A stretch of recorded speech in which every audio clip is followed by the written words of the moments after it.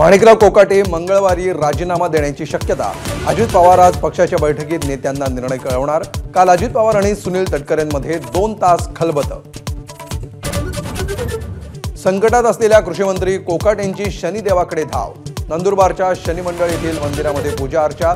आरोपांच्या साडेसातीपासून सुटका मिळवण्यासाठी शनी दरबारी। फडणवीस सरकार हे चारित्र्यहीन सरकार। खासदार संजय राऊतांची बोचरी टीका। मंत्रिमंडळातील 75% मंत्री युजलेस आणि दरोडेखोर असल्याचं राऊतांचं टीकास्त्र। हिम्मत असेल तर नाव घेऊन टीका करा, बावनकुळेंचं आव्हान। कल्याण डोंबिवलीतील घनकचरा व्यवस्थापनाचं 850 कोटींचं टेंडर नियमबाह्य पद्धतीनं अमित साळुंखेला। शिंदे पितापुत्रावर राऊतांचा नवा आरोपांचा बॉम्ब।